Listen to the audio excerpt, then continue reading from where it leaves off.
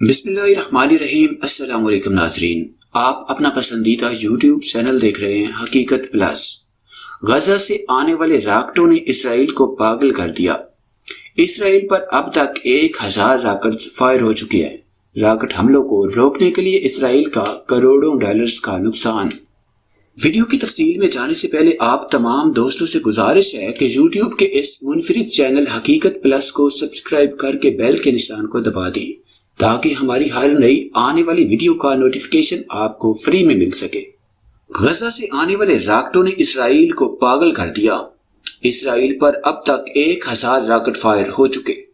Rocket حملوں کو روکنے کے لیے اسرائیل کا کروڑوں ڈالر کا نقصان۔ تفصیلات کے مطابق ایک ترک خبررساں ویب سائٹ کے مطابق اسرائیل کا خودکار جدید دفاعی نظام آئرن ڈوم فلسطین سے آنے والے راکٹوں کو روکنے میں ناکام۔ فلسطین کے علاقے غزہ سے اب تک 1000 راکٹ اسرائیل پر فائر کیے جا چکے۔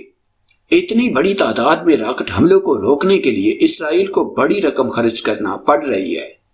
ایک راکٹ حملے کو روکنے کے لیے دفاعی نظام آئرن ڈوم کا ایک ہی راکٹ استعمال ہوتا ہے جس کی قیمت کروڑوں ڈالر ہے۔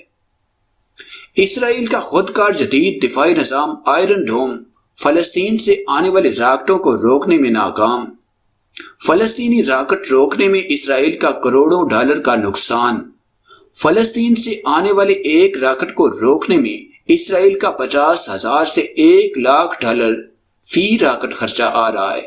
فلسطین اب تک 1000 راکٹ فائر کر چکا ہے۔ واضح رہے کہ غزہ کی پٹی پر اسرائیلی بربریت تاحال جاری ہے۔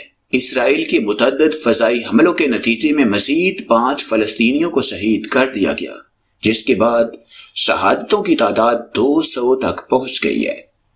اسرائیلی بمباری سے مرنے والوں میں 58 بچے، 34 عورتیں بھی شامل ہیں۔ عرب میڈیا کے مطابق اسرائیل کی جانب سے غزہ پر کم از کم 70 فضائی حملے کیے گئے اور شہری آبادیوں پر بمباری کی۔ یہ 2014 میں ہونے والے بمباری کے بعد غزہ کا سب سے زیادہ شدید فضائی حملہ بتایا جاتا ہے۔ آج صبح کیے گئے حملوں کے اہداف میں فلسطینی سرزمین کے متعدد فوجی اور حفاظتی اڈے شامل تھے۔ غزہ کے وسط میں 4 منزلہ عمارت پر بھی بمباری کی گئی۔ ملبے سے کئی بچوں کی لاشیں نکالنے کے لرزہ خیز مناظر سامنے آئے۔ ایک بچی 24 گھنٹوں بعد زندہ نکال لی گئی۔ گزشتہ روز بھی رہائشی عمارتوں پر حملے کیے گئے تھے جس کے نتیجے میں 42 افراد شہید ہوئے تھے۔ واضح ہے کہ 10 مئی سے اسرائیل اور فلسطین کے درمیان کشیدگی شدت اختیار کر گئی ہے۔ ایک اندازے کے مطابق اب تک 487 افراد زخمی اور ہزاروں بے گھر ہو چکے ہیں۔